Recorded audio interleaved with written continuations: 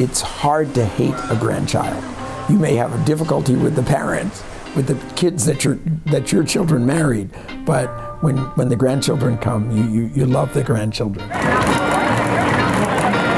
A lot of people would be like, you're not going to understand, you're only half white, or you're not going to understand, you're only half black, or they would make you try to choose, and I'm like, I can't choose, I'm both black and white. And they're like, well, you're either black or you're either white, which one do you choose more of? And I'm like, both.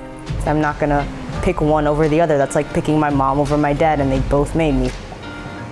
Black and white marriages in the United States did not become legal until 1967.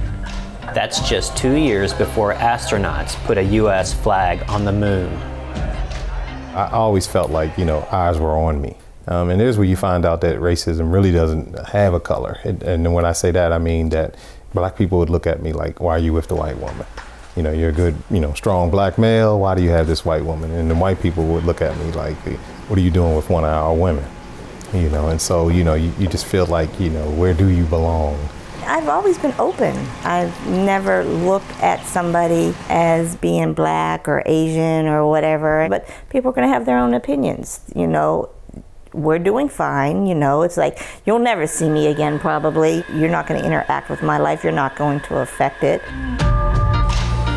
How do we dismantle racism? How do we recover from racism, realizing that we're victims, but we're also, in a sense, perpetrators or cooperators? We have to come out of denial. And then we have to go in a very methodical way, admitting that racism is a sin, admitting that we've been harmed by it, or that we participated in it, passively by our non-involvement, or actively by our prejudice and discrimination against other peoples. And then just very carefully that we have to go step by step. It helps when we do it together. It helps if we do it in a spiritual context and bring our understanding of the Bible to this whole recovery of racism. No one really sees race as a problem in church. It's not until you go out into the streets. And so I think of the churches where to just help people, give them the tools they need to, if they see a problem like that, help step up and defend people for those issues, or help to fight back for those issues, then I think that would be a good thing. Make sure when you put it on that you're meeting. As someone who is seeing both sides of the coin, I don't feel as though it will really change. Partly because of the fact that a lot of people nowadays are growing up with this one-sided mentality where they're also being taught to be more sensitive, and with this idea that no matter what you say, you can be anything. You have this idea that you are everything. So no matter what you believe, you are right. Because if you don't get into the front and stand up against the violence and the terror of white supremacy and fascism, that will be the future. And I feel like that's just a big basis of this problem, because a lot of people who are starting to speak out and get even more bold, they've been raised or taught to this idea that they're right all the time and no one else can be right besides them.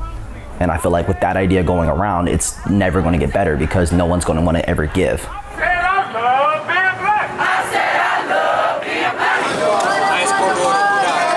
I look at, the experiences I've had with family members, her family members, and spending time and actually finding out who people actually really are. I mean, lots of times when you sit down and actually talk to folks, you find that, some of the notions you have of, a race, a person, are wrong. And if you actually sit and spend time, you find out that, wait a minute, I really like this person. This person is really a good person. Maybe what I was taught when I was growing up was wrong. Maybe these people are just as nice as I am. Maybe they care about Christ just as much as I do. Maybe it is just a color.